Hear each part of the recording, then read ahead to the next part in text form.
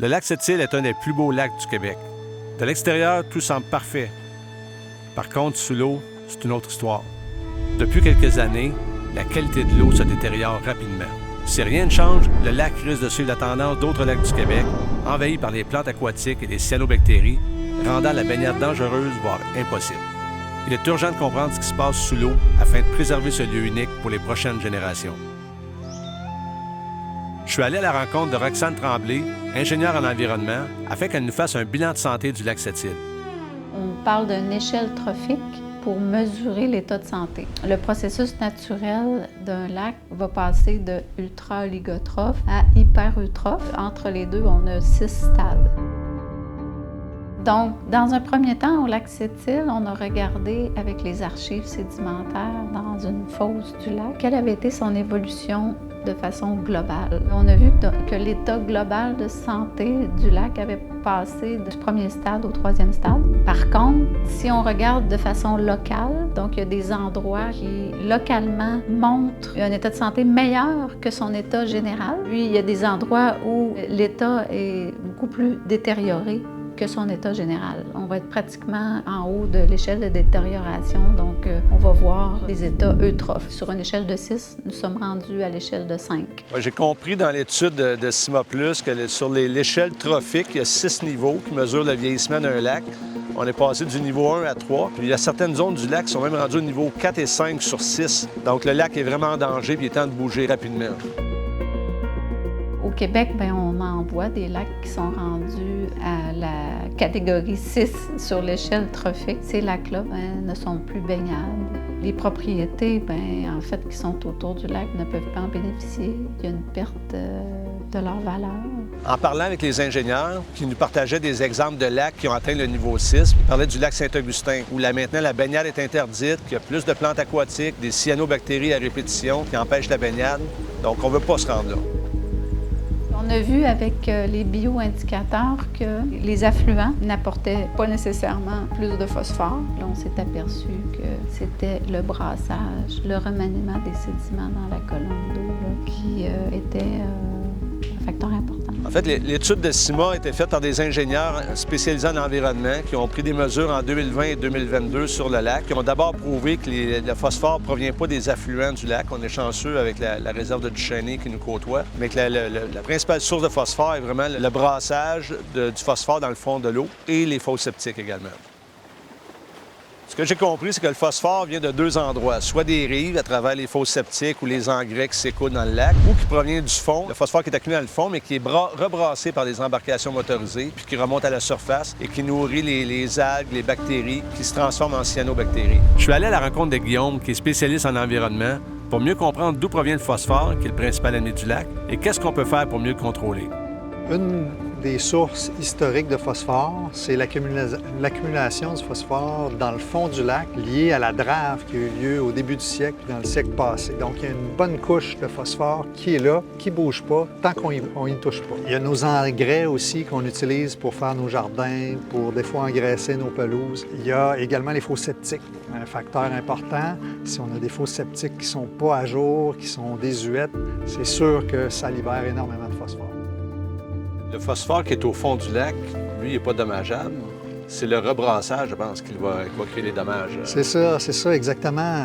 Il ne remonte pas dans la colonne d'eau tant qu'on ne va pas le chercher. Puis on va le chercher justement avec nos embarcations motorisées, quand on fait des accélérations brusques, quand on est dans des zones qui ne sont pas très profondes. C'est là où on vient brasser le fond, puis là, on met tout le phosphore en suspension, disponible pour les plantes, pour les cyanobactéries éventuellement, pour un paquet de source de problèmes, finalement, qu'on souhaiterait peut-être pas là, pour l'avenir de notre lac. As-tu un exemple des signes de vieillissement du lac qui proviennent justement de la hausse du phosphore dans la nature? Quels signes on peut voir? Vous allez le voir concrètement un beau samedi après-midi quand il y a beaucoup d'embarcations. L'eau va être opaque, pas transparente. Il y a beaucoup de matière en suspension. Fait que ça, c'est un signe qu'il y a eu du brassage, que le phosphore est maintenant disponible. Par la suite, ce que vous allez voir, c'est vraiment la croissance d'algues, la croissance de plantes aquatiques au fond du lac, sur la rive. Puis tu m'as amené un exemple tantôt en disant qu'1 kilo de phosphore est capable de faire pousser 500 kilos d'algues. Donc, ça donne un petit peu là, le sens de la proportion puis de l'impact qu'on peut générer juste en libérant une petite quantité de phosphore dans le lac. Fait que Sylvain, un des moyens ou des gestes que les gens peuvent adopter, c'est de réduire les surfaces imperméables. Pourquoi? Parce que ça évite de diriger l'eau de pluie directement dans le lac avec le phosphore et avec les autres polluants. On évite l'asphalte, on évite les interblocs. As-tu un exemple pour les gens qui veulent des trucs pour savoir comment renaturaliser leur berge? À quel endroit ils pourraient aller? Le club nautique a été aménagé il y a quelques années justement pour démontrer ce qu'on peut faire pour revégétaliser nos rives. Ici, on est sur une surface de cailloux, dans le fond, qui remplace ce qui était avant de l'asphalte. L'asphalte dirigeait évidemment les eaux de pluie directement dans le lac. Donc maintenant, on a une surface qui peut absorber toutes les eaux de pluie et filtrer en quelque sorte cette eau-là avant qu'elle se dirige directement dans le lac. On a aussi un petit bassin. Avec les grosses averses qu'on a de plus en plus, mais ça devient encore plus important dans les gros coups de pluie pour avoir ces bassins de rétention-là. Donc, il faut adapter nos aménagements, adapter nos bâtiments et venir faire des bassins de rétention, des puits secs comme ça pour éviter que l'eau de pluie se dirige trop rapidement vers le lac. Donc, les gens peuvent venir ici pour s'inspirer, voir un peu quelles espèces de végétaux ils préféreraient, pouvoir reproduire ensuite ces plantations-là à la maison. En 2015, il y avait 140 fosses qui étaient cotées B- et C. Donc, c'est des fosses qui sont en fin de vie. Et aujourd'hui, on est rendu à 40 fosses septiques. L'inventaire a été fait l'année dernière. Et ces fosses-là ont l'obligation d'être rénovées, d'être remplacées. Il n'y a pas aucune fosse septique qui fonctionne parfaitement, qui est idéale, évidemment. C'est important justement d'avoir une sorte de filtre autour de ta fosse septique, autour de ton champ d'épuration. Pas dessus, évidemment, parce qu'on sait que les plantes, les arbres se nourrissent d'azote, se nourrissent de phosphore. Donc, si on végétalise l'environnement autour de notre champ d'épuration, si on végétalise également, évidemment, notre rive, on capte tout le phosphore, on capte tout l'azote qui pourrait se rendre au lac et qui pourrait dégrader la santé de notre lac. J'ai compris que la meilleure chose à faire pour empêcher le phosphore de se rendre jusqu'au lac, c'est vraiment de renaturaliser notre bande riveraine, ramener la végétation qui, elle, va absorber le phosphore avant qu'il se rende à l'eau.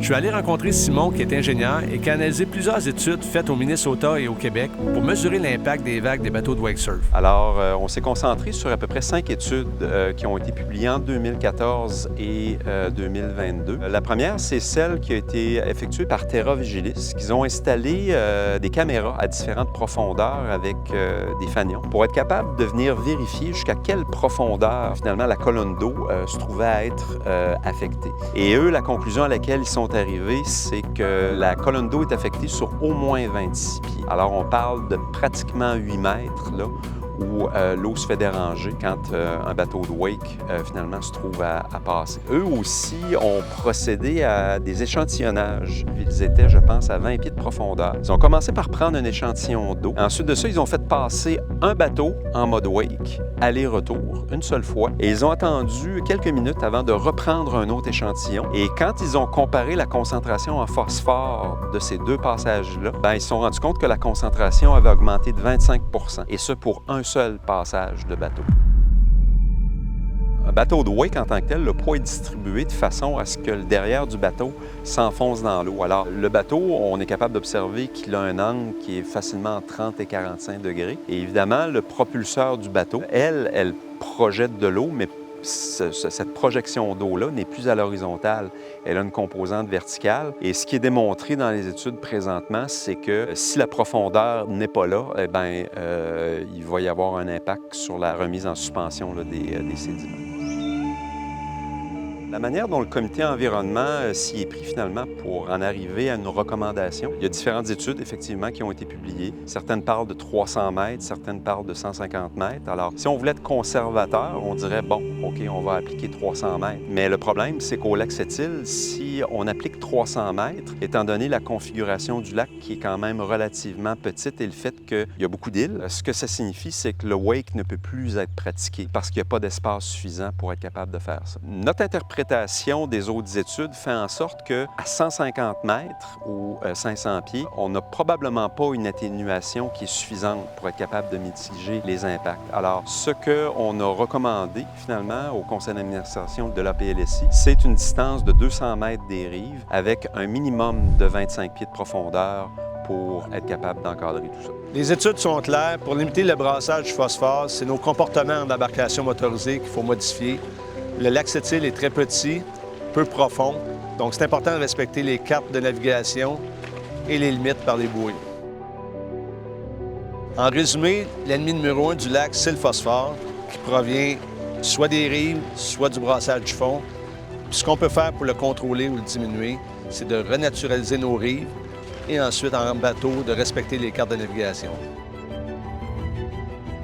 Moi, je pense qu'il y a encore de l'espoir pour bouger et sauver le lac. Puis c'est pas en attendant les gouvernements ou les villes que ça va bouger. C'est en mobilisant les gens, puis en réalisant que c'est nos petits comportements, chacun de nous, qui ont un impact. Moi, le premier, quand je suis arrivé ici, il y a une dizaine d'années, on arrivait en wakeboard sur le bord du quai, faible profondeur, puis je réalisais pas l'impact qu'on pouvait avoir sur la végétation en dessous de l'eau, sur le brassage du phosphore. Si chacun fait un petit geste pour modifier son comportement, c'est comme ça qu'ensemble, on va pouvoir sauver le lac.